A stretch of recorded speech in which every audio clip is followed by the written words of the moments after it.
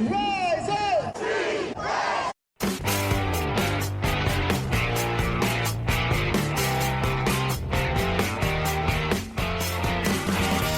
This is the Rise Up See Red podcast, all about the Arizona Cardinals and the NFL, featuring insider and outsider perspectives. Enjoy the best hour of Cardinals talk on the web. Now here are your hosts, Jess Root and Seth Cox.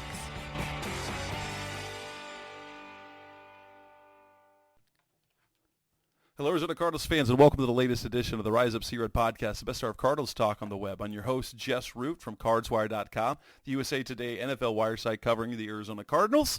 With me is co-host Seth Cox from RevengeOfTheBirds.com, and this is episode 534, although it is the second try at episode 534 as we had some technical difficulties, and you would have only heard Seth.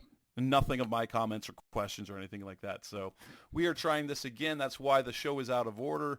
We'll just pretend like it went that way. This is the third of 4 NFL draft previews for the Cardinals as we talk about 3 big defensive needs: the interior defensive line, the edge, the outside linebacker spot, and for cornerback, Seth. I mean, we already did this once, so I guess we can kind of roll back in. We're going to talk kind of each position group, if there's anyone worth round 1, go to day 2, and then day 3, guys that fit for the Cardinals. In round 1, there are basically 2 defensive linemen that kind of get the attention, and that is Johnny Newton and Byron Murphy. And it's kind of interesting because while some people believe that Newton is the better prospect, it's not quite consensus, but most feel that Byron Murphy the second's going to end up being the first one drafted, don't you think? Yeah, and I'll ask the same question just so people can understand, because I didn't know either. How do you decide if you're the second or junior? And just answered it for me last time. I think you just pick it. You decide whether you're a junior or a second. So I think from your point, Jess, that Murphy is kind of the consensus big draft. Number 1 interior defensive lineman.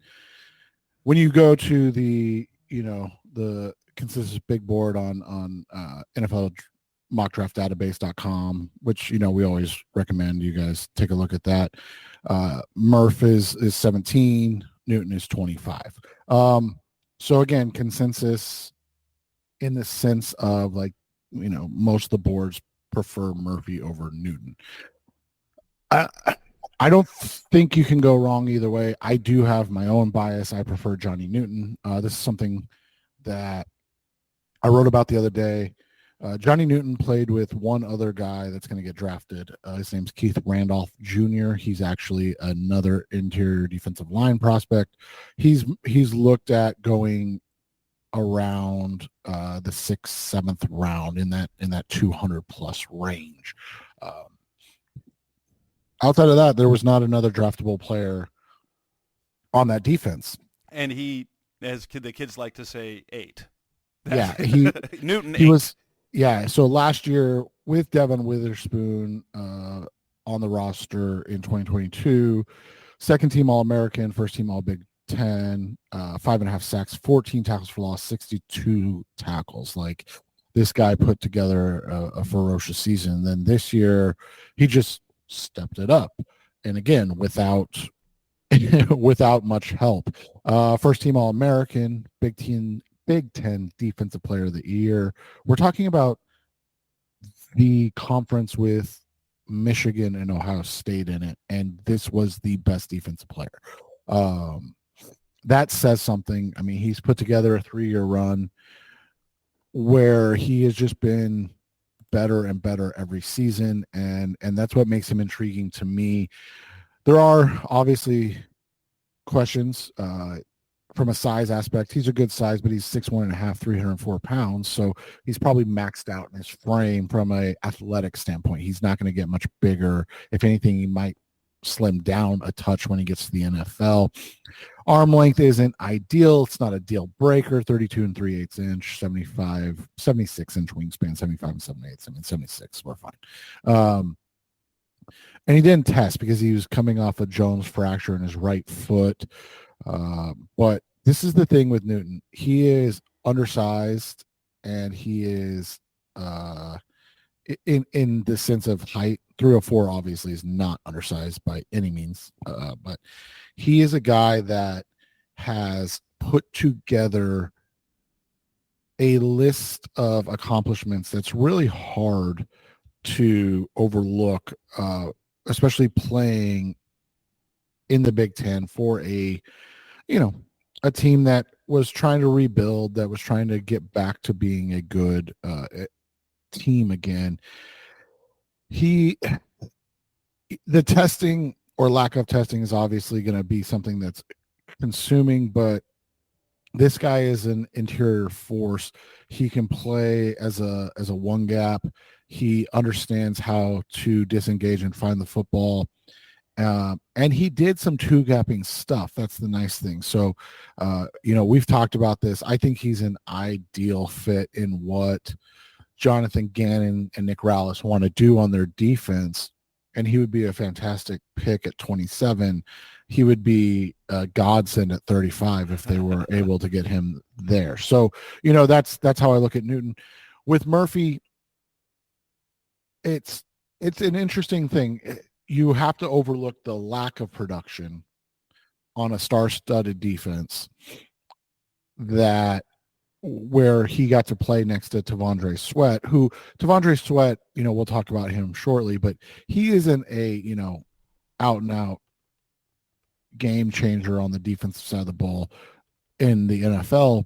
But we have seen that these mountain of men like Sweat are a lot for interior offensive linemen in college, especially guys that aren't going to be playing in the NFL. And so, you look at what Murphy did. But he is a super athlete. I mean, he came in at 6 foot 297. Arms are the same length, has a little bit longer wingspan. So again, broader shoulders, ran a 4.87 at 300 pounds. I mean, that's incredible. He is great get off, great burst. And he's strong as a bull, 28 reps on the bench. He looks like a guy that can play the 1 or the 3 tech, similar to Newton. And so it's really just about, if you think that he will improve on his production. That's the thing with first round defensive linemen, and something that you and I have talked about ad nauseum for a while. I think, and especially Justin and I on our show, we talk a lot about the fact that people don't understand that interior defensive line is a really tough position to come into and make an impact early. We've talked about in, I think it was 2019, 2019, Quentin Williams, comes out and quite frankly looks like a guy that was overdrafted in year one. 2.5 sacks. He only had 4 tackles for loss, didn't make a huge impact. And then he had a nice jump in year 2, 7 sacks, maintained that in year 3, 6 sacks. And then he took that huge leap in Robert Saleh's defense in year 4, 12 sacks, 12 tackles for loss, 28 quarterback hits, was an all-pro for the first time in his career. That's kind of the trajectory with interior defensive linemen. And it's a trajectory for guys who were part-time players, because you could look at some of the great ones, like you take Ndamukong Suh, you take Aaron Donald. They came in and dominated right away, but they were also dominant productively. They were playing, and I get to the point that you always talk about is the number of snaps they play. If they're a rotational player in college, it's going to take them a while to get used to that in the pros. And those great defensive linemen are the ones playing 75% plus of the snaps. And you saw it, the next year, Derek Brown, finally broke out in year 3, had a great year this year in year 4, 103 tackles, which is an absurd number, right, for a defensive tackle.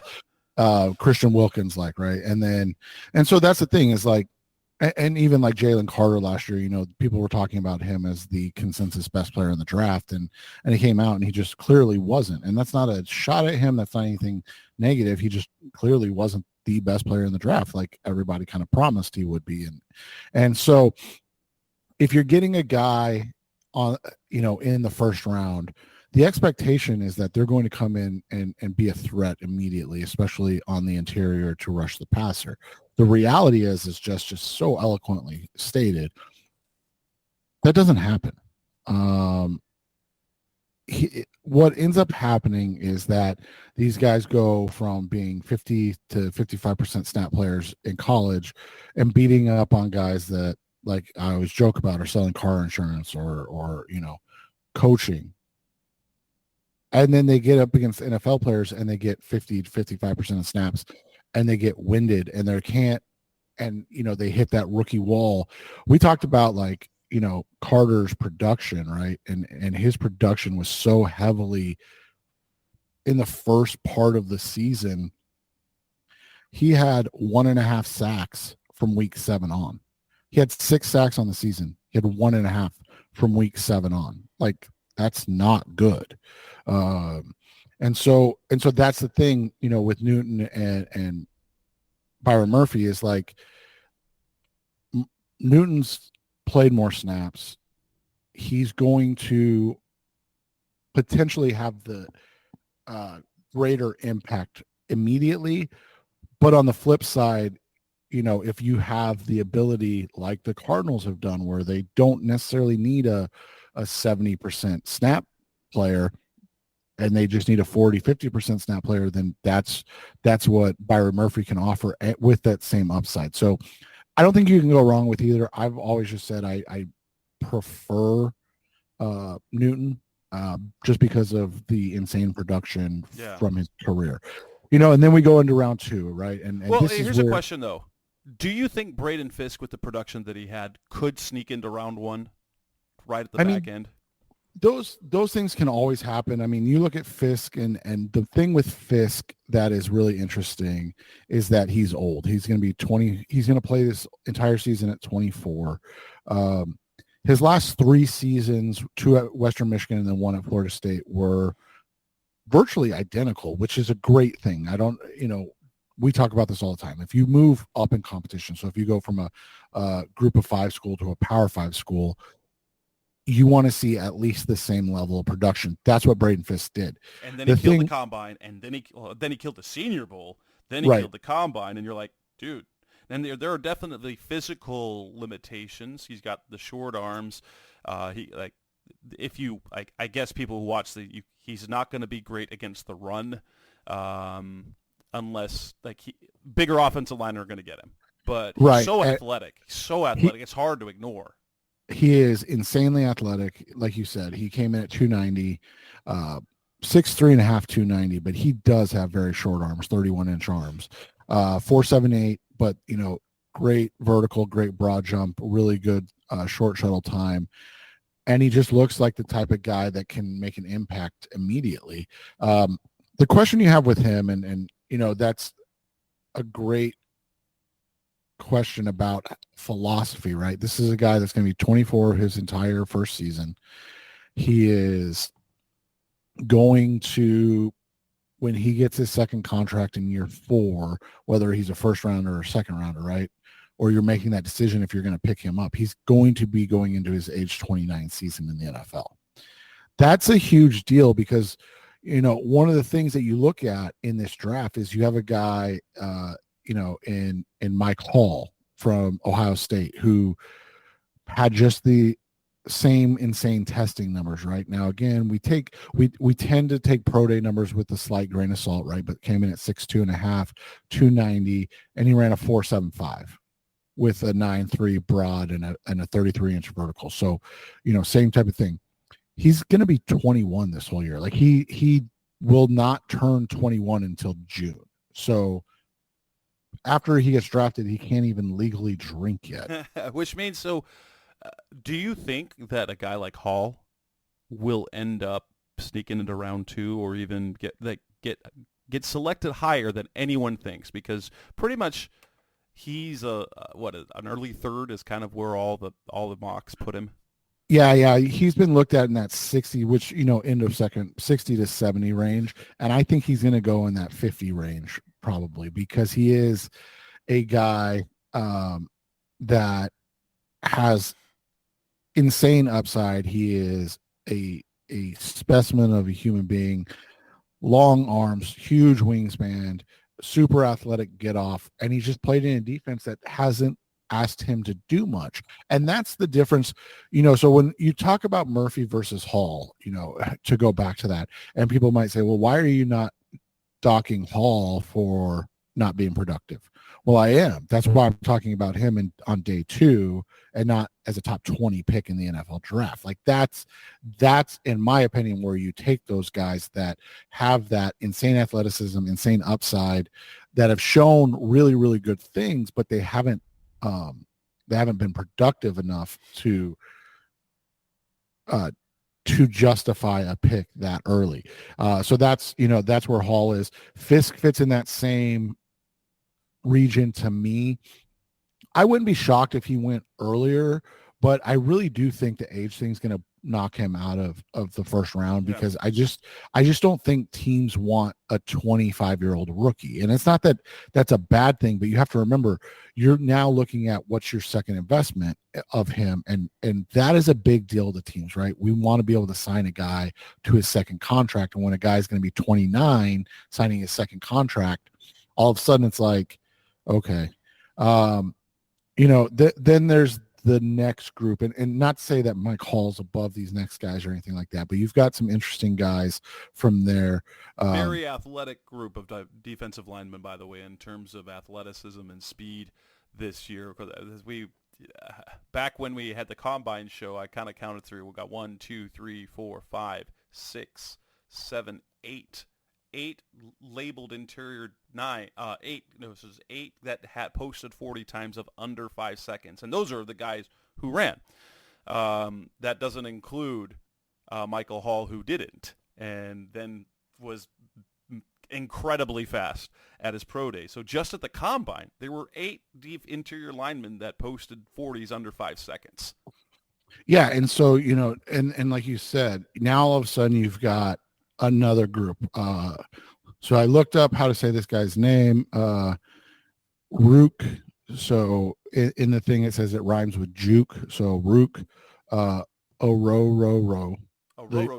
Yeah, he comes out of Clemson. He's going to be 23 this year. So again, one of the things we have to do is reset our mindset about age in terms of certain things. So 22, 23 is not a big deal. The only reason I bring it up with Fisk is because he literally started college in 2018. So like, this is a guy, this was his 6th year of college. It's not a negative, but he's a legit 25-year-old. Like, I think, and this was in the last show that got messed up, Jess, but you had a great thing. It's like, this guy is as good and as big and as athletic as he's going to get. All these other guys have a year or two where they're going to continue to grow. Now, obviously getting it into an NFL strength and conditioning program, he's going to get stronger, and better, but like he's basically developed. He's a man at this point at 25, right? Whereas, Michael Halt's 20, Mason Smith out of LSU is 21. So you have to, kind of fit those, play that game to see how they fit. Rook is a guy that he's a 5th-year senior. The last 2 years were super productive, and that's what's interesting to me is, didn't really play much in 2020, excuse me. He had a knee injury, obviously pandemic season, so it was a little different. Came back in 2021, 8 tackles for loss, 2.5 sacks. Not nice production for what was essentially his sophomore season. And then last year in 2022, he jumped to 4 sacks, still had 8 tackles for loss. That's a big jump, especially for a guy that's playing at a school that lost their defensive coordinator, that all of a sudden, they weren't the same team anymore, right? Like Clemson was not Clemson anymore. And then last year, he had 5 sacks, 8 tackles for loss again. So consistent improvement in production, something we talked about with Newton.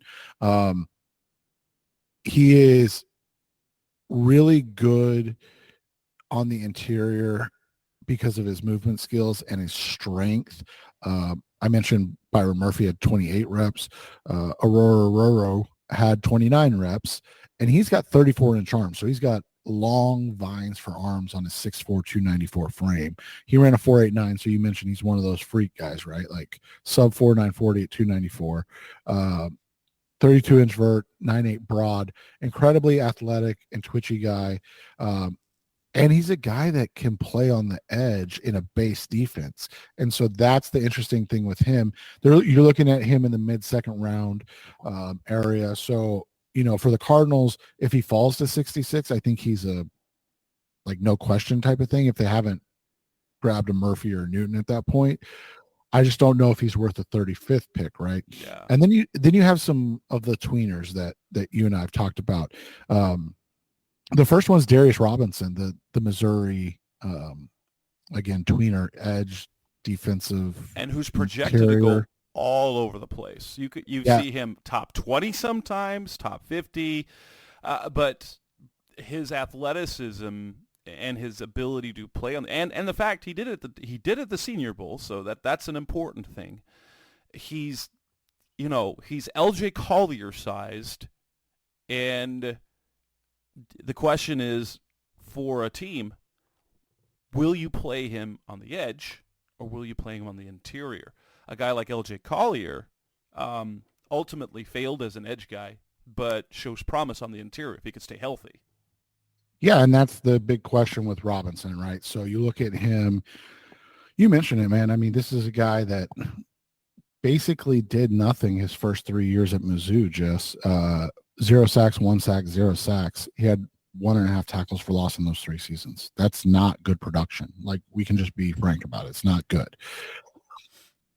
Then last year in 22, he bumped that up, 5.5 tackles for loss, 3.5 sacks. And then they made a move, and this is what's really intriguing to me. They moved him from interior to a base 6 technique defensive end, something that the Cardinals run a lot of, right? So a big defensive end type. In the Eagles defense, think Brandon Graham, the bigger guys, not the Hassan Reddick rushers, right? And he came out and had his best season, 14 tackles for loss, 8.5 sacks. They bump him inside on passing downs, and all of a sudden it's like his power and his athleticism shows up in a different way. This is a guy that's 6'5", 285, Jess, long arms, better than average athleticism, especially with that vertical and the broad at that size. That was impressive.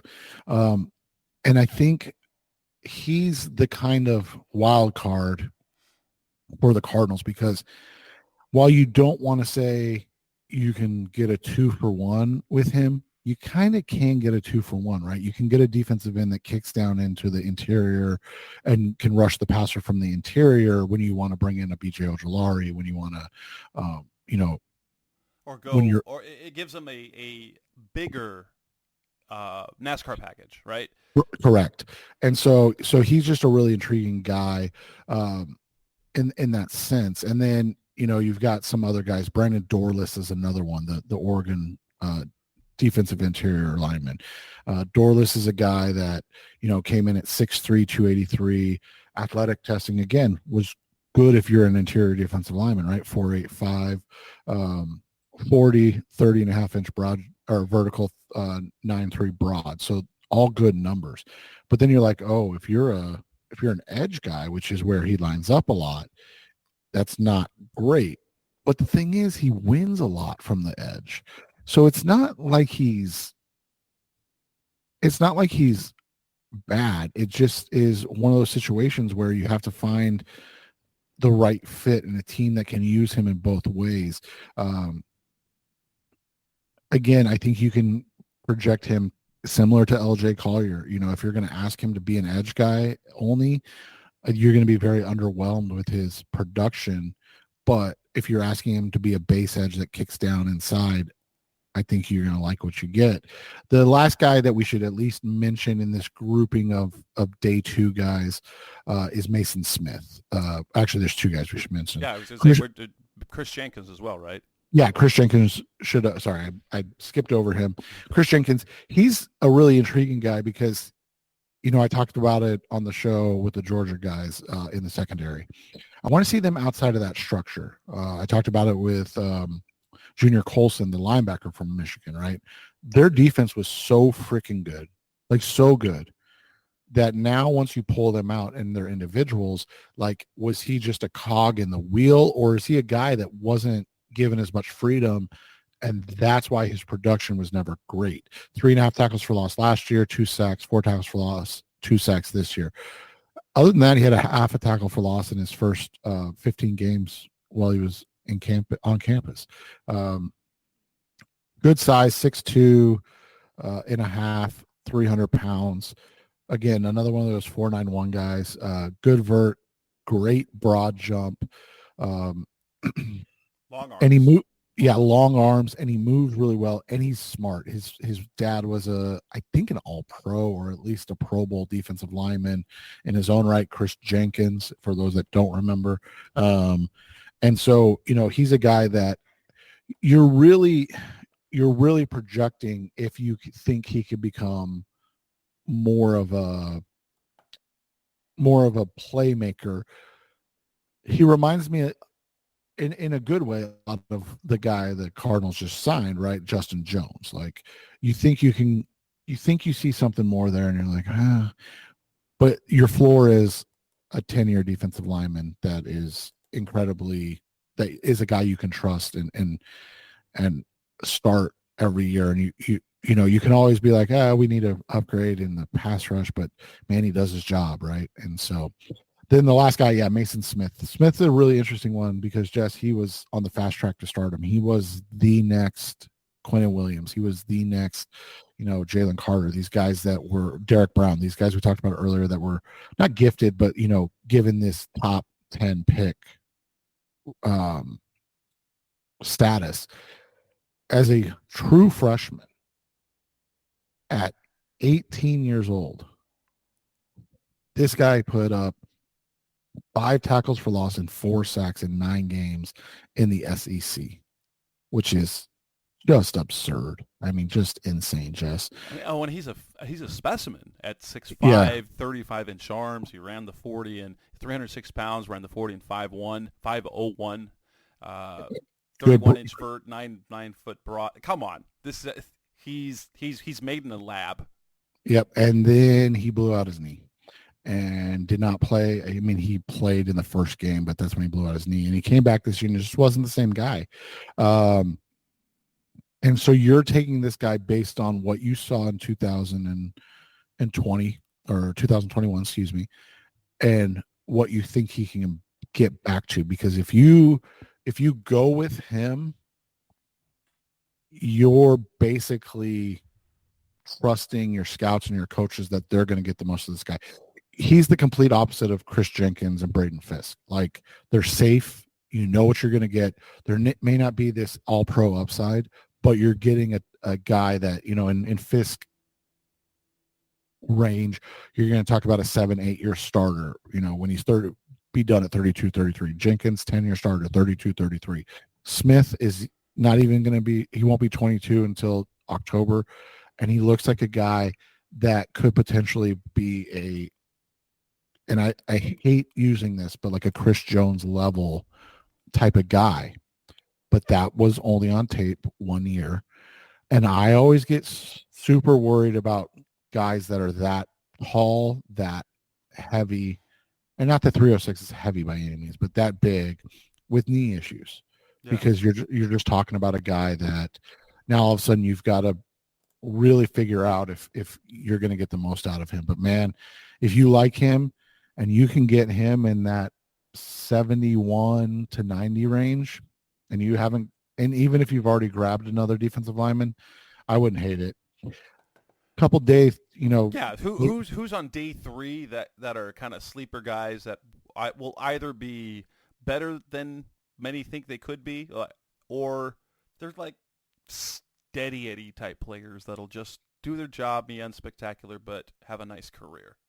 So Smith's teammate Mekhi Wingo was the best defensive tackle on the team this year, and he only played in 8 games. He had a groin injury to end the season. He's another young guy. He just turned 21. He had 5 tackles for loss, 4.5 sacks this year in 8 games. Super good production in the SEC. But he's got some interesting questions. First off, he's 6 foot flat and 285 pounds.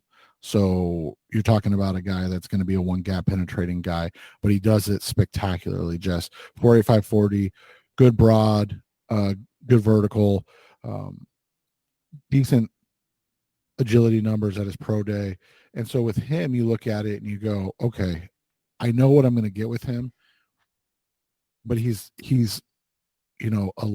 like you're talking in the Darnell Dockett range, right? Like same type of player, same type of build, all of that. Is he going to be on Darnell Dockett's level in terms of production and being able to play every down? Or is he going to be just an interior rusher, which isn't a bad thing? The really intriguing one to me, man, Gabe Hall out of Baylor.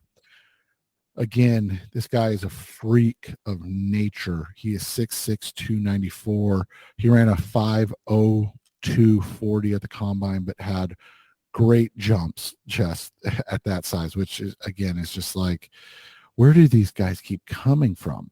I think he's another guy that can be an end in base packages that can move inside. And that's what I really like about him. But he's again, you're projecting a little bit because his production wasn't ever great, and he's going to be 24 this year, or he just turned 23, excuse me. So it's a little bit different. The other guy, Dwayne Carter, out of Duke, he's a day 3 guy all day, but he's a guy that I think, again, can be in the league for 7 to 10 years. His 2021 and 2022 season, I don't know why he didn't come out. He put up really good numbers: 7.5 tackles for loss, 4.5 sacks, then 11 tackles for loss and 5.5 sacks. And I think he just wanted to be part of something better at Duke finally. 6'2", 304 pounds, sub 540. Again, good vert, good broad, decent agility numbers. But he's going to be a very versatile rotational defensive lineman for a long time because of his ability to win in the run and in the pass. And that's, just something you can't really ever give up. Then there's the wild card, Jess, and we talked a little bit about him. And I always like to ask you your opinion, as somebody that doesn't do the draft year round, that you've seen him, you've watched him. He's a freak, 6'4.5", 366 pounds. Good size arms for his frame. Obviously very broad at 6'4.5" and 366 pounds. But can you draft T'Vondre Sweat after what his offseason has been, where he didn't? It's so. This is the time of year when you're like, guys, stay out of trouble. And what does he do? He goes and gets hit for drunk driving. So, I mean, you and Justin talk about it all the time. The size. It's you pause at guys that are 350 pounds and bigger because it's hard to do things at that size, even in the NFL. Then you get on top of that, and you have the question off the field. I think someone will draft him. I still think someone will draft him because we were talking probably a round 3 guy without that, and depending on well, I guess here's the thing. He had the arrest right before all of his visits, and so people were able to talk to him. Yes, yeah. So I think that's the benefit, like what happened with La'el Collins, that happened on like days before the draft, before he could talk to anyone. So he can own up to it. She can show the remorse, and I think someone will still I think someone will still draft him because of what he was part of there. You see the athleticism at his size, but definitely now I don't think he'll go undrafted. I think he'll get picked up. Yeah, it's just these guys are, and people like to point out, the outliers, and they're like, hey, who's the guy that wore the overalls? Vince Wilfork, right? Like, oh, Vince Wilfork. It's like, okay, but Vince Wilfork was a freak coming out of Miami with insane levels of production. Haloti Nada. It's like, no, Haloti Nada was like Well, an it's going a absolute different way. Jordan Phillips. He right. was nothing extraordinary coming out of college, and then he got to the pros, and he wouldn't do much until the 1 year in Buffalo, and then once he had that year, he couldn't stay healthy. So, it'll be interesting to see if and when he goes. I do agree with you. I think he gets drafted, but it's not a guy that I don't think you can take until, if you're the Cardinals, I don't know if you can take him. And if you do, it's got to be around 5-ish. Right. And then there's some other guys that we need to mention. Christian Boyd is the Northern Iowa. It's hard to remember him because he was a non-invite to the combine. Though he does have some really good numbers, and some are thinking, many draft guys are saying top 100. Yeah, and that'll be what's interesting. But he is a space-eating run stuffer, 6'2.5", 325. Kind of reminds you a little bit of guys like, and I said this, like that Dan Williams type, but and Dan Williams went in the first round. Like Jess just said, Christian Boyd might go top 100. So again, you're getting them at a much different price. But I mean, they're built the same. They have similar testing numbers. So I think you're talking about a guy that fits and can be an impressive player. But, again, do you take him at 90? I don't know. I mean, I guess it ultimately depends on what they've already addressed. If you haven't touched the defensive line and you've got guys that you like at other roles, then I suppose it wouldn't hurt. Well, and he's a guy that they don't have. They don't have a big body guy that's going to eat. I think now they do with Kairos Tunga. Yeah, but I mean, he's even like bigger than Tonga. Well, I shouldn't say bigger. He's wider than Tonga because, again, I don't understand how these guys, I'm 6'2", and this guy is literally 75 pounds heavier than me. And I feel like garbage getting out of bed some mornings when I overdo it, Jess. Now, I'm not an athlete by any means, but like 6'2" and 325 is just an absurd, like, box. Like, they're built like refrigerators. Yeah. Coming up next on the Rise Up Secret podcast, the best of Cardinals talk on the web. Let's move on to the edge defenders, to the outside linebackers, the pass rushers that the Cardinals definitely need to address. That's coming up next on Rise Up Secret. We're back on the Rise Up Secret podcast, the best of Cardinals talk on the web. We're talking about the pass rushers, the edge defenders, and it's kind of an interesting range because the ones that you would love to see the Cardinals get probably can't go. You can't take them fourth, but they won't be around at 27. You've got Dallas, would you say that probably 4 edge guys will go in round 1? Dallas Turner, Jared Verse, Latu, and Chop Robinson. I would guess that all 4 will go in round 1, and I would say your number is correct, and your first 3 are correct, and then I think 4 is a wild card. And you mentioned Chop. We can run through Turner and Verse and Latu because it seems now that the betting money has moved that Latu is going to be the first defensive player selected. And they're talking about him going 8th overall to the Falcons. Falcons desperately need pass rusher, so it makes sense. Latu's a really refined, intriguing pass rush prospect. Came in at 6'4", 259. Really good testing numbers. Not, elite by any mean, but very, very good across the board. And, he is a technician from the edge. He is the highest level of refinement for hand fighting, for working moves, setting up counter moves, things of that nature. He's really, really skilled with that. I think he's a guy that can be a overall really solid pro. I don't know if he's a guy that's going to give you, 10, 15 sacks a year, but I think he's a guy that's going to hang in that 8 to 10 range and then have a couple bumps every year where he's like at 11.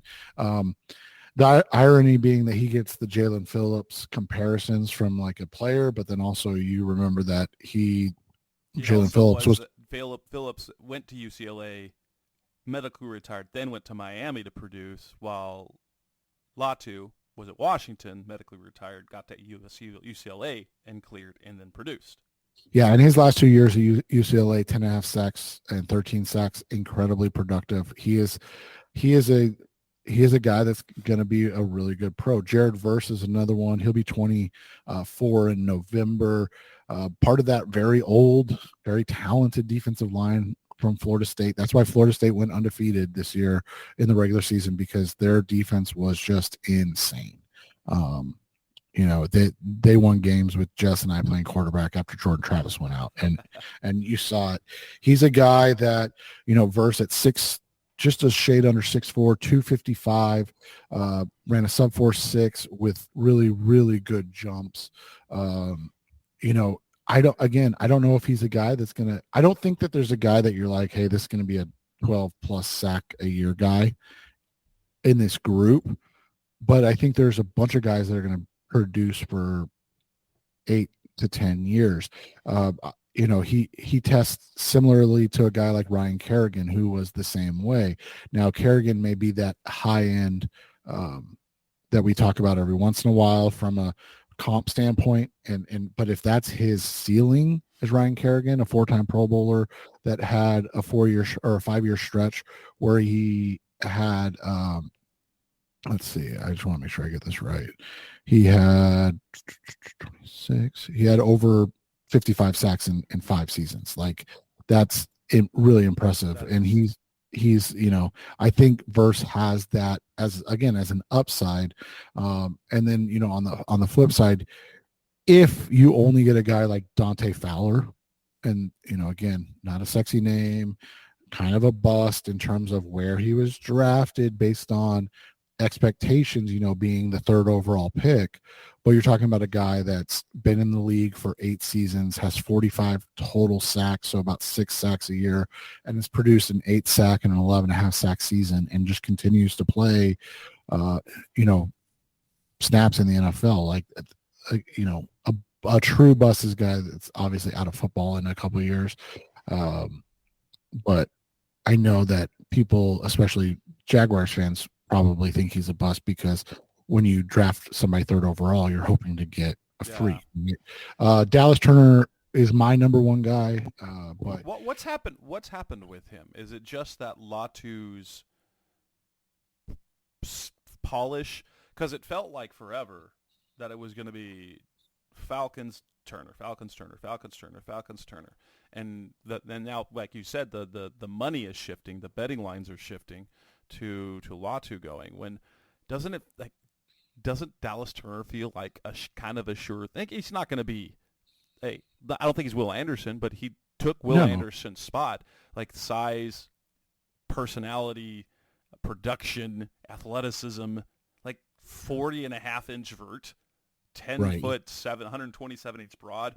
And he was the guy that made, if you all caught that on social media at the NFL Combine, when they showed his 40 and immediately panned to Monty Austin for it, who did a little shimmy dance. He was that excited about what he saw from Turner. Yeah, and I think, that's the interesting thing with Turner is you know what he is already, 6'3", 240, 250-ish type of guy, but sub 4.5, like you said, jumps out of the building.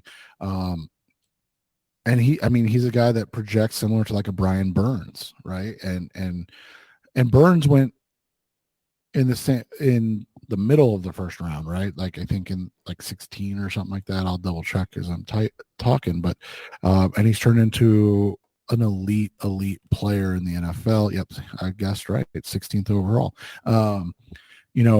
But again, you look at Burns' production, 7.5, 9, 12.5, 8.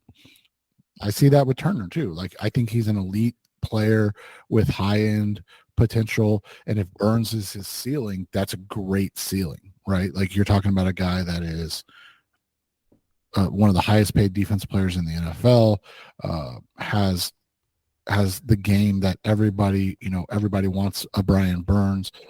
It's just that, like you said, in the age of guys going off for 16, 18 sacks, um, sometimes it's not as sexy to be a guy that's 8 to 12 every year, right?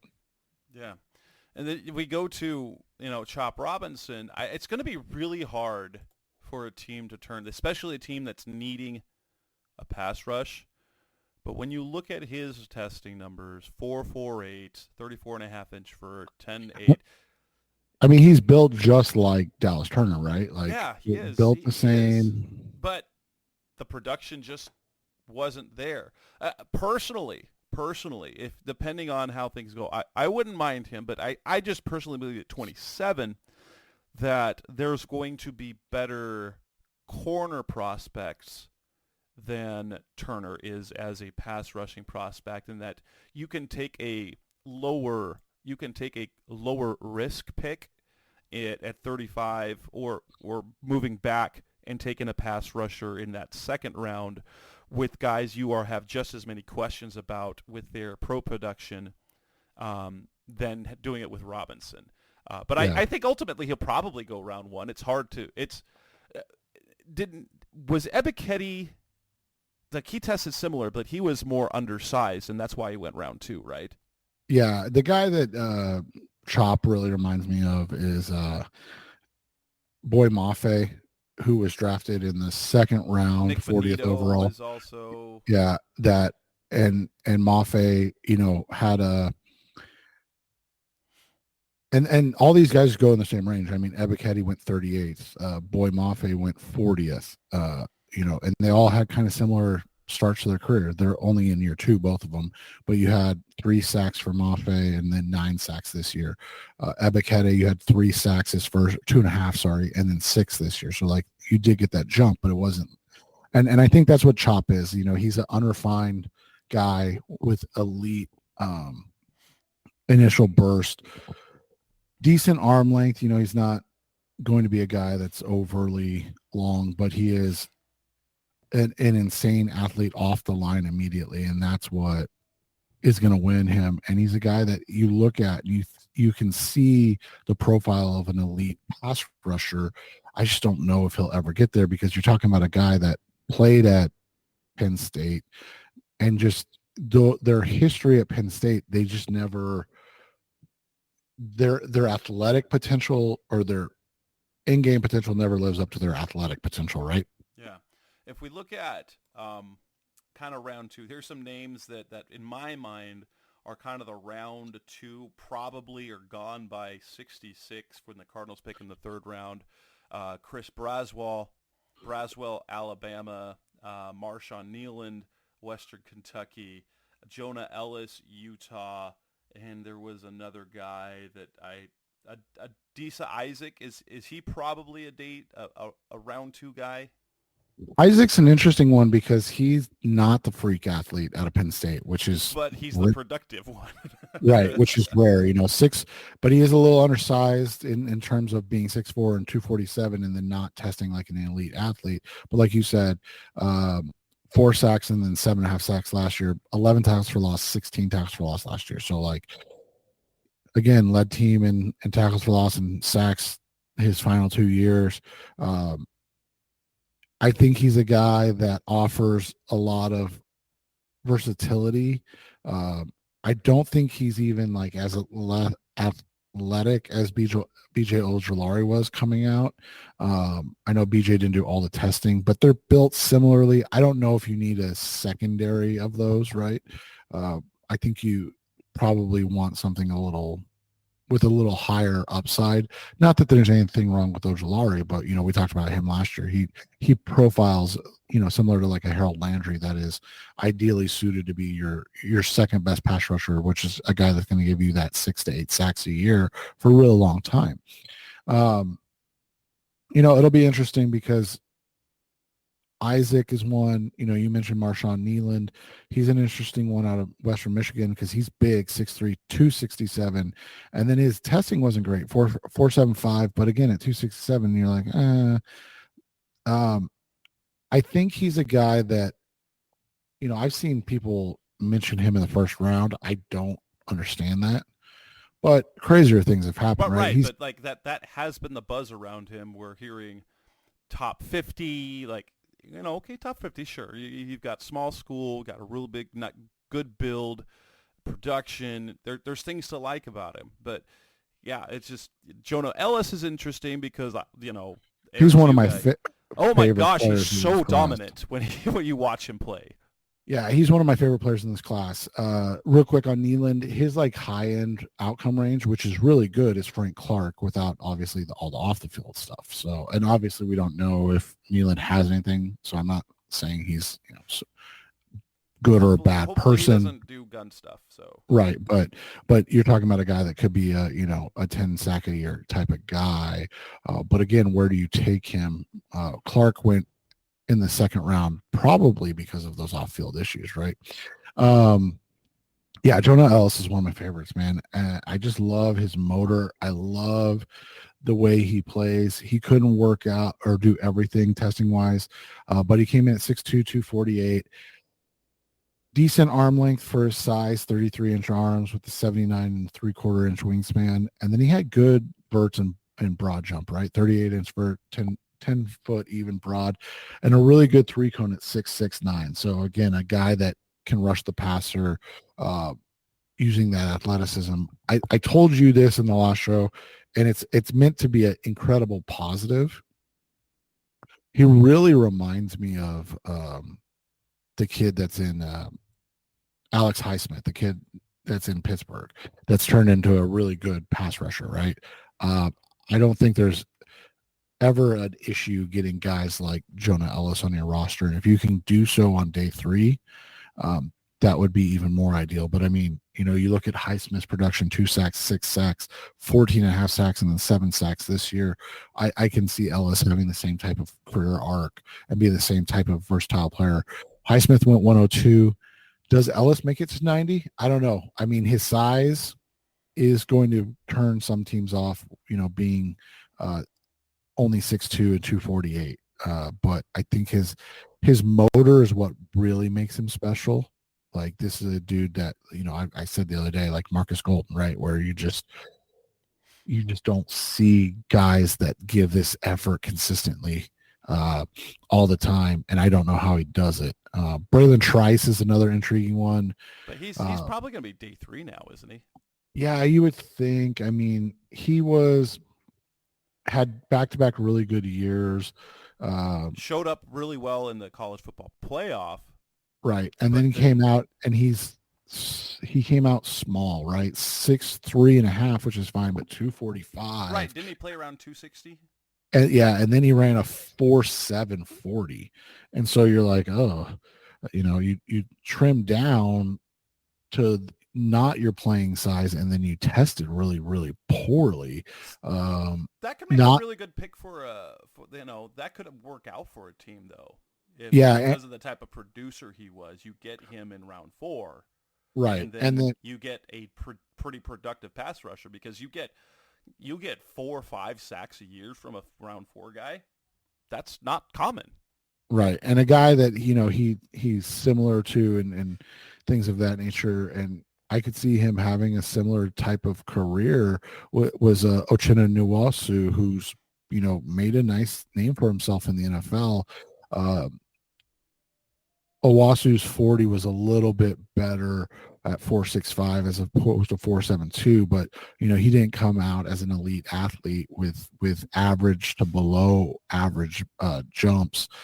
And again, I think a lot of it comes down to Trice is not overly big and then has short arms, 10th percentile for wingspan, 12th percentile for arm length. And so that's how you look at him. And Nwosu went earlier than expected. He went in the second round. Again, 3.5, 2, 4.5, 5, 9.5, 2. Like, I think to your point, that's what you can see with Trice coming out. The other one that's intriguing is Austin Booker. He's another guy that's going to go on day 2, probably in the 3rd round range. But, he's a 1-year production guy. was at Minnesota, transferred to Kansas, and ended up being a first team all Big 12 and Big 12 newcomer of the year. Like really good work. And then he tested like a jag in everything but the broad jump. 6'4", 240, ran a 4.79. Then he ran again his pro day and ran a 4.77. So again, you're talking about a guy that's not big, not overly athletic, but has produced well at a Big 12 program. I don't know where he fits into the whole thing. I could see him going on day 3 somewhere, similar to a guy like Deshaun Bauer. Is that he was the guy that was with the Ravens, I believe, right? For a while, had some good seasons with them. I just, I don't know where these guys fit in. I did have a question about Muhammad Kamara. I heard on his podcast, Mel Kiper just absolutely gushing about if there's a sleeper, if there's a pass rusher that you can get after round 1. He said Muhammad Kamara out of Colorado State. He's little, 6'1", 248, but 4.57, 40. Where do you think he ultimately falls? Yeah, I think Kamara is a guy that, like, at 105, I would be super thrilled with, because I love his game. I love his motor. Again, when you talk about guys on day 2 and 3, you're looking at motor, their effort level, and I think he's going to be a really good rotational pass rusher. 7.5 sacks in 2021, 8.5 sacks in 2022, and then 13 sacks last year.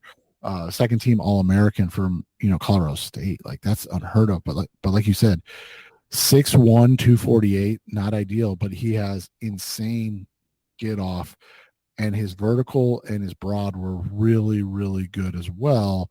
And so you look at him and you see a guy that, while he lacks ideal size, his measurables in terms of testing were exactly what you want.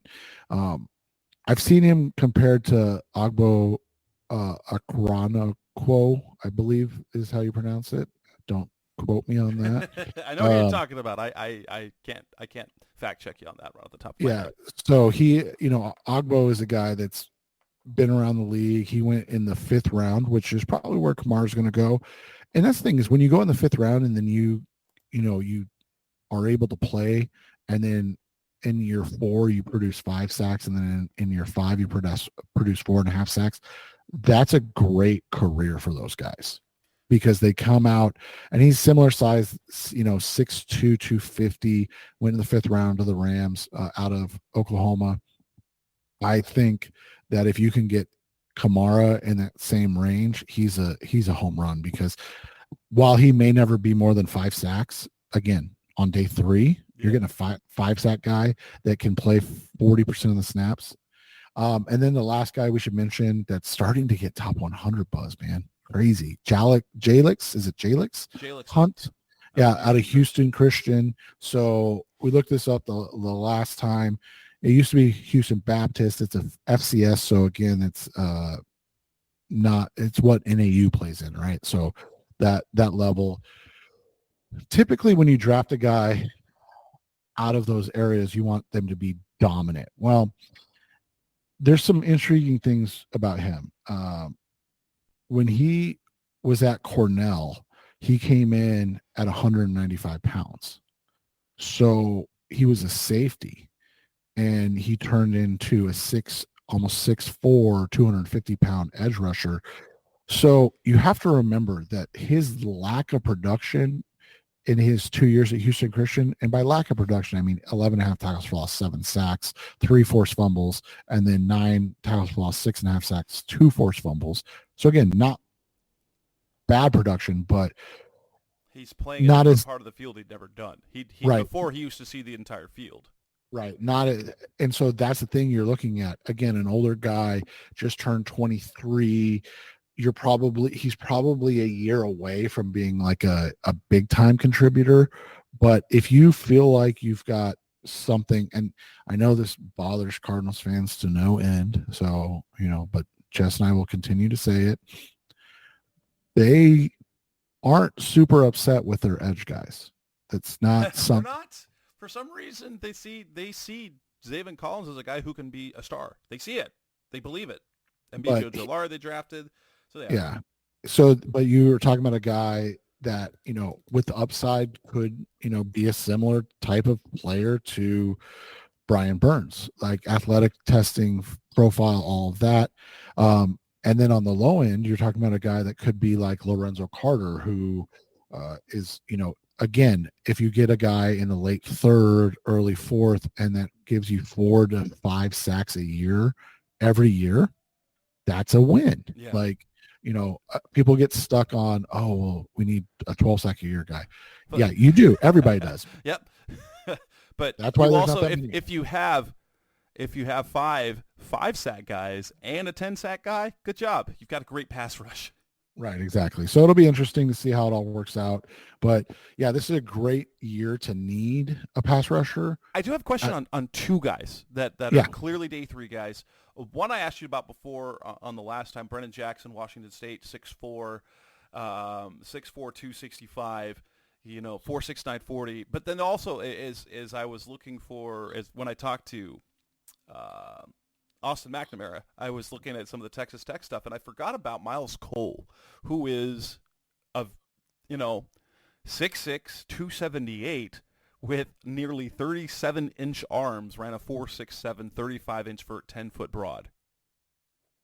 Yeah, so Brennan Jackson out of Washington State's an interesting one. Oh, and he's and Jackson, I read somewhere, like, Kuiper also said, it's like his motor. You will love his motor. Yeah, and so that's his forte, right? Like, testing wise, he was fine. Either slightly above average or average in everything, which is fine. Like, there's nothing wrong with that. The 2 red flags with him come out to be his medical history. Again, a 2018 prospect, so he'll be 24 this year. ACL tear. It always just makes me laugh when you say this. ACL tear in 2018, so he missed all of 2018 with a torn ACL, and then he missed almost the entire 2019 with a broken foot. And then he came back and he started to play well, 1.5 sacks his freshman year. And that was in 2020, so that was in a pandemic season. And then in full seasons after that, 6 tackles for loss, 4 sacks, 12 tackles for loss, 6 sacks, 12.5 tackles for loss, 8.5 sacks. So he did exactly what you want to see. Continue to get better every single year. 3-year starter at Washington State. Advanced search position data. He is a worker. He's a guy that's going to be relentless and, quite frankly, annoying, and that's a good thing. I think he's a guy that's going to fit in a rotation somewhere. He's not going to be a guy that is overly looked at as an overly great pass rusher by any means, but he's a guy that can compete and give you snaps on a consistent basis that allow you to have maybe in like the Dennis Gardeck type role, right? Like where he plays 12 to 15 snaps a game and they're very productive and people are like, why doesn't he play more? And then you're like, oh yeah, never mind. When he actually gets out there, right? And then Patrick Mahomes, the other made one the you mentioned was Miles Cole, right? Yeah. Again, another he reminds me, who he reminds me of? Kareem Martin, who never panned out to anything really, but other than a pretty solid special teams player. But dude, he's got a 7'3" wingspan at 6'7" at 6'6". Yeah, 280, and that's the thing with him is he's a guy that, like you said, he's again another one of these older guys. Came in 2018. We don't hold it against him. We try not to, but it's still something that you have to look at because, again, as they get to that age, like we talked about, he is a guy that, why weren't you producing more? Why weren't you better overall?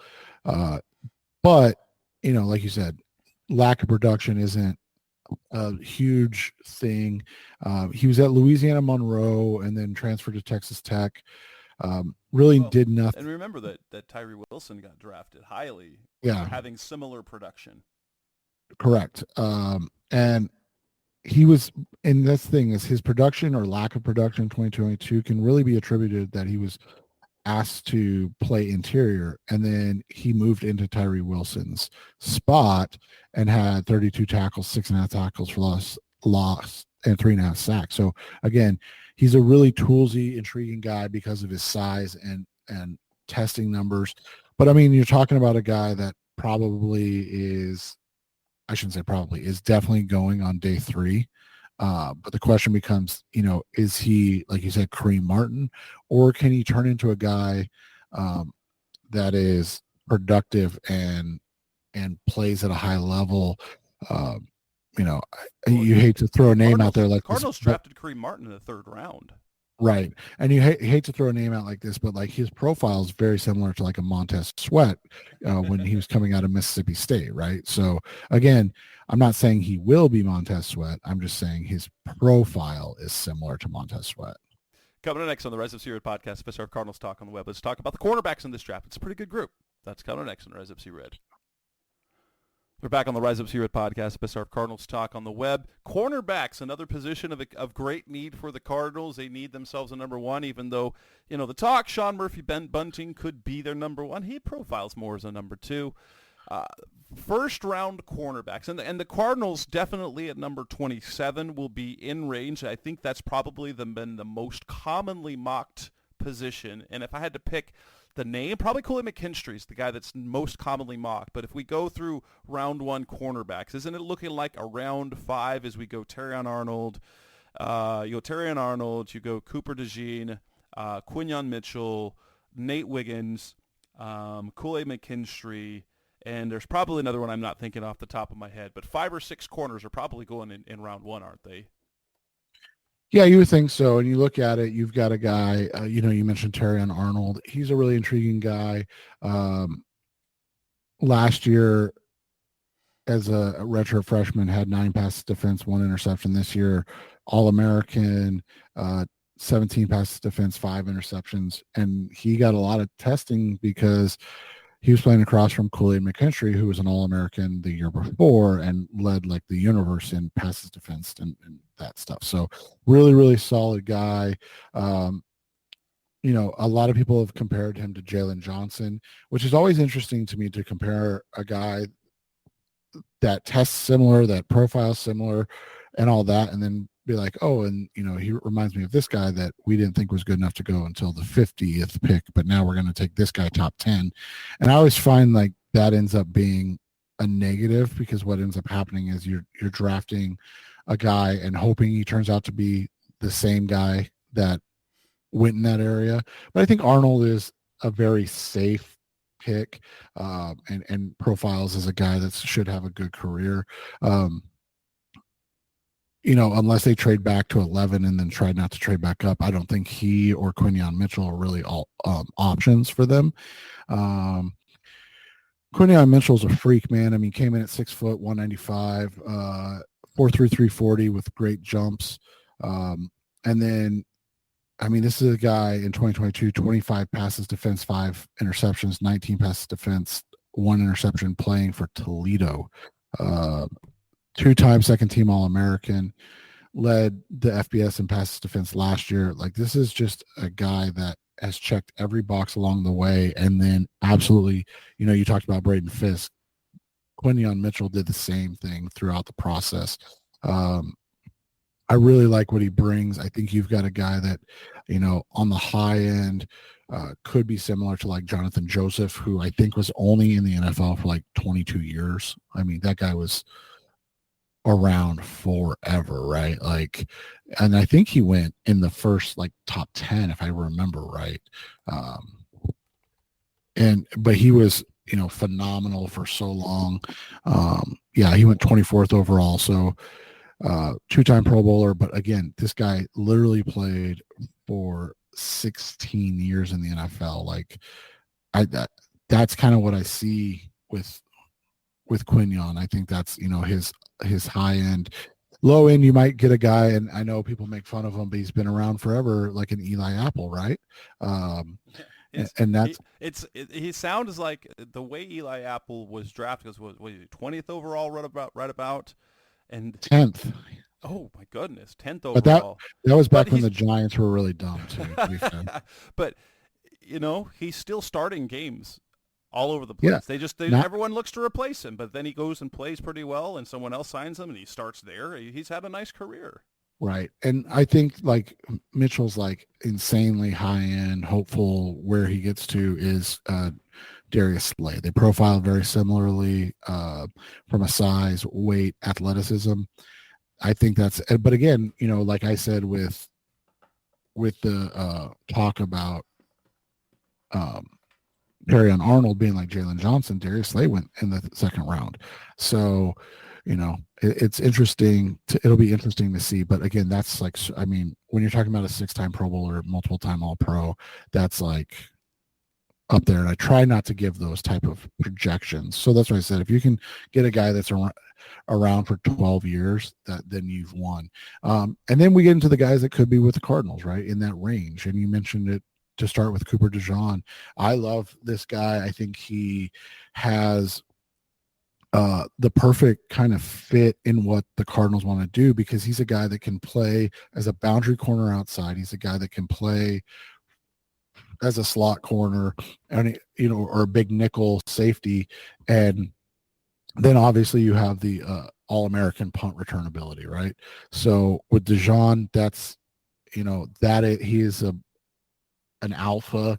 A lot of people won't love this, but he's a guy that at worst could be on trail roll, right? That you pick him. I was not an Antrell Roll fan, but it was mainly because of what the expectations were, where he was drafted, and he was expected to be a boundary corner shutdown guy, when what he really was, and that was what he was in college, was just a playmaker all over the field.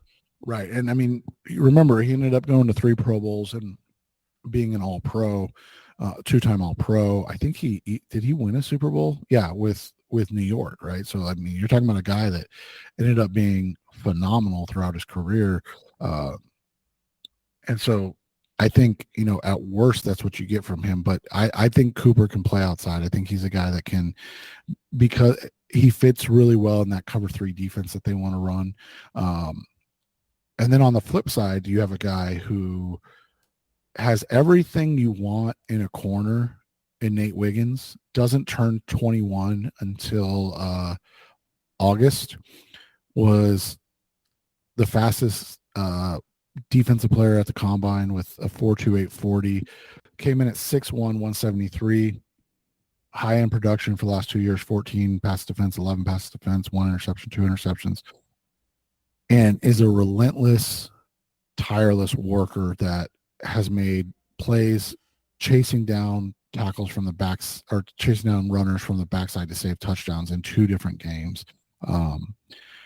The big issue with him is he's 175 pounds soaking wet, man. And he plays like and projects to another ex-Cardinal, Dominic Rodgers-Cromartie. And that's not a negative at all. No.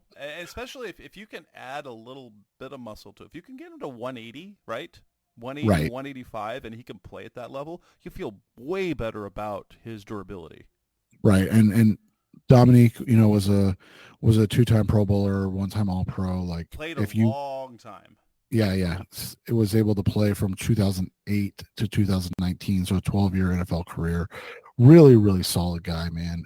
If that's who you get from him, I just don't know if that fits what they want to do. Now, I don't want to take anything away from him, because he is an incredibly willing tackler, incredibly willing, but he does tend to get banged up, and he's missed games because he is a little more aggressive than you would expect a guy at his size to be. And so that's a question that you have to figure out. You mentioned Kool-Aid McKinstry, another guy that's kind of an ideal fit. And he gets a comp to a guy that played extremely, extremely well in Jonathan Gannon's defense in their 1 year overlap, and that was James Bradbury. He's a little smaller. Bradbury came in at 6'2", 190, but 6 foot 190. Ran after his Jones fracture was healed. Ran a 4.47, so more than athletic enough. Good vertical, good broad jump, and he is a guy that just looks like he's, and not in a negative way, but looks like he's in a coast mode all the time, because he's just so athletic and so smooth with everything he does. Excellent tackler, is going to be a guy that really, really is a willing participant and helper in that situation. I think he would be an outstanding fit for the Cardinals at that 27 pick. And then you get into the next tier of guys, right? And that starts with a guy that is a slot only, but he's probably my favorite corner in the draft, and that's Mike Sainristil. He's a Wolverine in more than one sense. Right. He's a Wolverine by school, mascot, and the way he plays. He plays like that. Yeah, but he came in at 5'9", 180, and so he tested really nice across the board. But you look at what he puts on film. This is a guy that doesn't care. Kind of like Cortland Finnegan, one of those type of guys. He's going to come up, punch you in the mouth, and wants to, and then he'll let you know about it afterwards. I love this guy, but he really does project to be kind of a slot only guy, which again, not a bad thing by any stretch of the imagination. But if you feel like you need somebody that's more versatile, then you can't take him, right? Like, that's the decision you have to make. But if you're comfortable with Sean Murphy-Bunting and Garrett Williams as your outside guys, and you're like, hey, let's get Sainristil. I love his game. He's going to add an alpha mentality to that defense. Obviously always too strong of a comparison, but like, he really reminds me of the Hall of Famer Antoine Winfield, who, again, I hate comparing guys to guys like that. I don't think Winfield made the Hall of Fame, but that's his mentality. A multi-time Pro Bowler, multi-time All-Pro. Like, that's just the type of player that Sainristil is, and I think he's going to be phenomenal. And I would happily take him at 35 if you think that you've got enough on the outside corners already. A couple more outside corners that are interesting that I've seen mocked on day 2 to the Cardinals that I don't love. TJ Tampa is one of them out of Iowa State. I've seen projections of him sneaking up into the first round even. Yeah, I'm not a huge – he's not bad by any means, but like, you're talking about a guy that came in at 6'1", 189 and then ran a 4.58 40. Really good agility testing numbers, so like that shows, but he's not a long speed guy. And now in the cover 3 scheme that they like, the Cardinals tend to like to run, I think he can be a guy that fits. I've had a really hard time trying to figure out where he fits and how he fits in with the Cardinals. Like I said, I'm not a huge fan of his. Another guy that I'm not a huge fan of that I've seen mocked is Enos Rakestraw. He came in at 5'11", 183, so another lean guy, and then ran a 4.51. And then he talked about he was sick. He was going to show up at his pro day and do better, and then he ran worse. He ran a 4.56. And he's got an injury history. I mean, he missed a lot of games in 2021 with an ACL, and then missed 4 games last year with a groin injury. I'm not a fan of his. I don't think he can. I'm not saying he's not going to be good or he won't be good. I just would avoid him unless you're talking about in that 3rd round range where it becomes a little less. A guy that you. What about Carl Lassiter? Yeah, so Lassiter is an interesting one because 5'11", 187, and then he ran a 4.64 his pro day. The long speed bad, but the quickness, that 6.62 3-cone that he ran at the combine was eye popping. Yeah, and so that's what you have to figure out is if he's a guy that can athletically hold up to what the NFL is going to ask of him. You look at it, you've got a guy that is has produced. But again, I go back to my question about all these Georgia and Michigan guys. How do they play once they're out of that system? I know he's being looked at as like a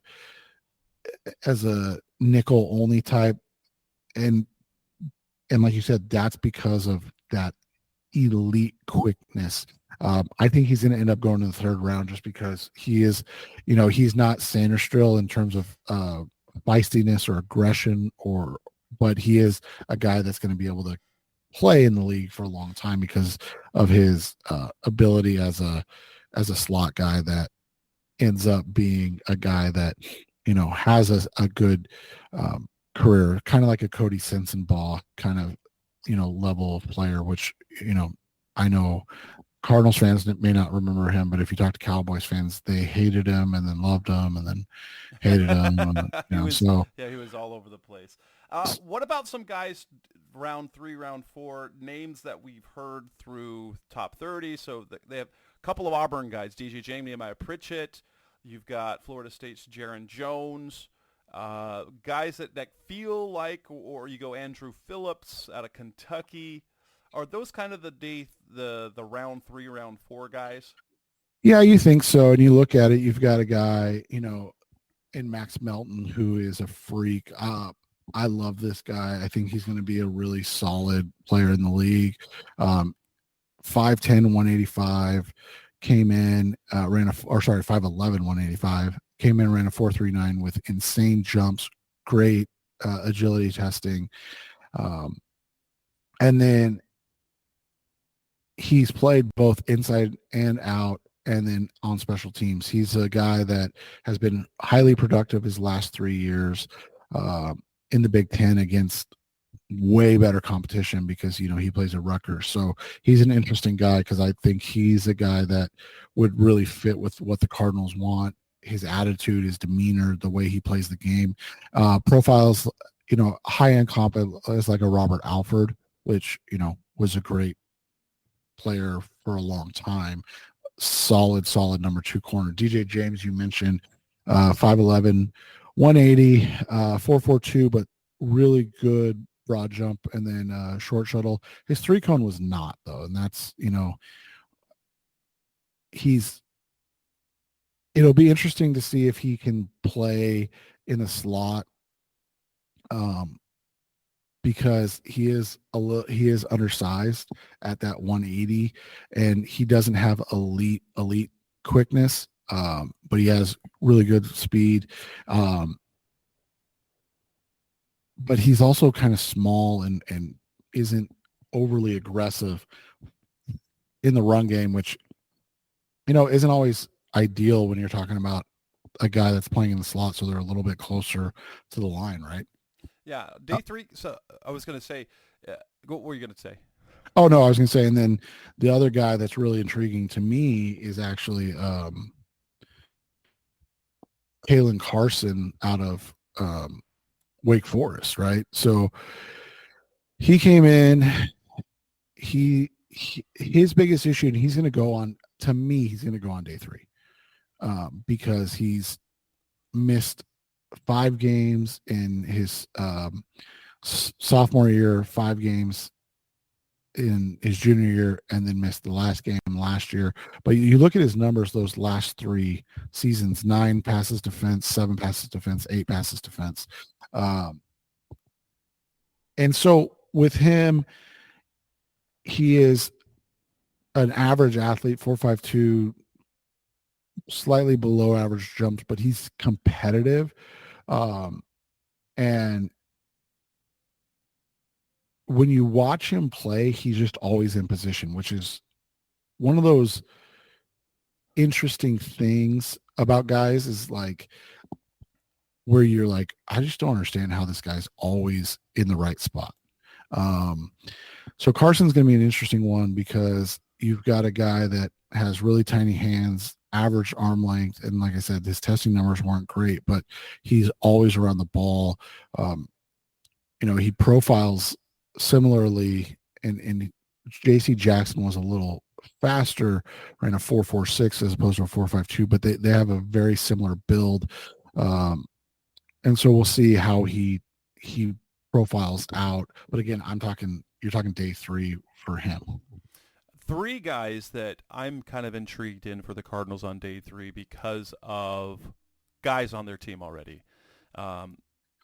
They drafted Keitrell Clark last year. They have his former teammate, Jarvis Brownlee, Kentucky. Feels like, in the interview that I read with him and Justin Millow, he's kind of the same guy. And then 2 guys, size-wise, because of what they liked about Star Thomas, Kyrie Jackson, 6'3", 194 out of Oregon, 4'5", 40. And you've talked about on the last time we recorded this, Cam Hart out of Notre Dame, just shy of 6'3", 202, built monster size, also ran a 4.50. Both those in terms of day 3 guys, if you're looking at profiles that the Cardinals apparently like, you've got Brownlee, who is kind of like Keitrell, and Jonathan Gavin loves Keitrell Clark. But the physicality of Star Thomas, you look at guys like Kyrie Jackson and Cam Hart, you look at those, okay, you could see them taking them. Yeah, and both of those guys fit what they like in their corners. The other guy that's really intriguing to me, that it's ironic that we did this again because I forgot to mention him last time, and he's been brought up to me a couple times. DeCamerion Richardson out of Mississippi State, right? Came in at 6'2", 190, and then ran a 4.34 with really good jumps and agility testing. But he's the complete opposite of Kalen Carson, right? You're talking about a guy that has elite physical traits, and then you just don't understand why he can't make plays consistently.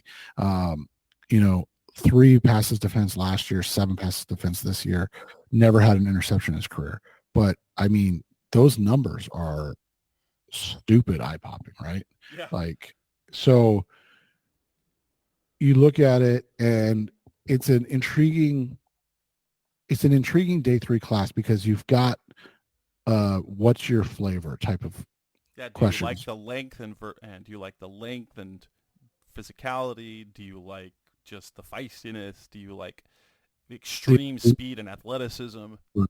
Yeah, and so I mean, and that's the thing, we're seeing bigger corners in this range. You mentioned it with Cam Hart and Kyrie Jackson, and then you've got Dwight. Then I mentioned DeCamerion, and then Dwight McLaughlin from Arkansas, 6'1.5", 190.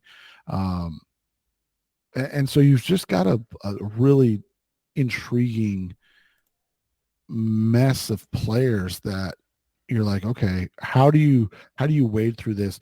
And that's one of the things that we'll find out over the next couple of years, right? Is like where these guys, or what Gannon and Monty Austinfort value in their prospects, right? Because we only have 1 year right now, and we'll have to see where they fit in. But this is a talented and deep corner class. I would like to see them leave day 2 with at least 1, if not 2. But I also understand the idea that you have to, when you have a lot of needs like this team does, it's hard to make that. And it also would tell us what they think about guys like Garrett Williams and Star Thomas and Devon Wilson and Keitrell Clark. Like, how much do they really believe in them? If you believe in those guys, you don't need to add numbers to them. Right. And so that's what the question becomes, and you have to ask yourself where they fit along those guys. Like I said, if I could pick one guy to exit next Friday with, it's Sainristil. I love the way this guy plays. I love his tenacity. I love everything about him. And that then, to your point, Jess, that says, okay, Sean Murphy-Bunting, Garrett Williams, Star Thomas, like, we love you guys, but this is our slot guy, and he's going to be nasty the entire time. And that's what I think this defense was lacking last year. Especially, you mentioned it the other day on the linebacker podcast. When Kaiser White left, there was just nothing physical about this team anymore. Yeah. And even though Sainristil's a 5'9", 180-pound slot corner, he might be the most physical guy on the team. And with that, we will wrap up this edition of the Rise Up See Red podcast, best hour of Cardinals talk on the episode 534. This and since this was the third of 4, but it's the last one we're doing of our draft preview coming up on Tuesday night. This week is our mock draft. We'll have one show this week. We'll do a mock draft. Seth, I'm gonna set up the documents so we can start working on that, and we'll see how we do. The draft is Thursday, so we got one show this week, and then we'll see after that. That's Seth Cox. I'm Jess Root. Thanks for listening. Thanks for listening. As always, we'll be back again soon. Thanks for listening to the latest edition of the Rise Up See Red podcast. Listen to previous episodes and subscribe to the show on Apple Podcasts, Stitcher Radio, Audioboom, or many other podcast platforms so shows are delivered directly to your mobile device. Please give the show a 5-star rating and always support the sponsors who support the show. We'll be back soon for the best hour of Cardinals talk on the web. Rise up, Red Sea, be Red, See Red, and of course, Rise Up, See Red.